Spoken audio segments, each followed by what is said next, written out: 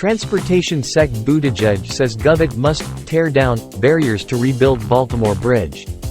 Transportation Secretary Pete Buttigieg says U.S. needs to prepare for supply chain implications of Francis Scott Key Bridge collapse.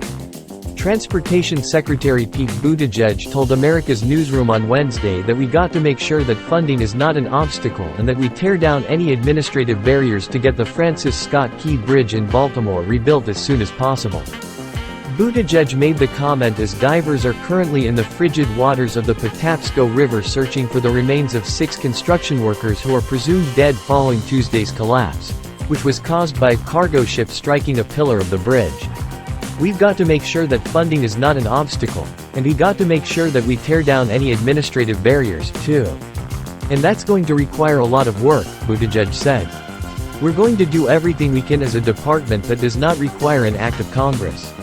But we're also going to engage Congress because we will likely need their help to make sure some of the funding is in place. That bridge took 5 years to build. We don't yet have an estimate on how long it will take to rebuild," he added.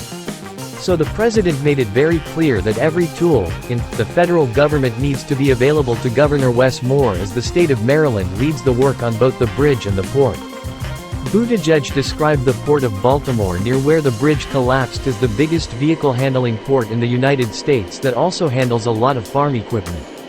"We also have to prepare for the supply chain implications of this. The bridge itself carried about 30,000 vehicles a day," he said. "There are tunnels that work as alternatives, but there's going to be some impacts on traffic." Buttigieg called the impact on shipping operations at the port a major concern. "One thing that's important to understand is the way that the flow of cargo ships is handled is very different from something like air traffic control, where if, say, a runway goes out or there's a problem with an airport and planes have to divert, there is a single authority telling those planes what to do and where to go," he told America's Newsroom. "It doesn't work that way with ocean shipping. You've got different shippers, different ports, different terminals, different cargo owners.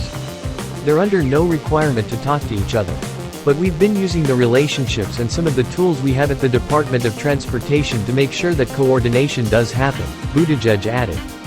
"There's no question that if the investigation determines that any private party or parties are responsible, they will be held accountable.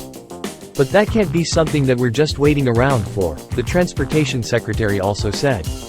"We've got to make sure that we work now, today to get this bridge back up and to get this port back open."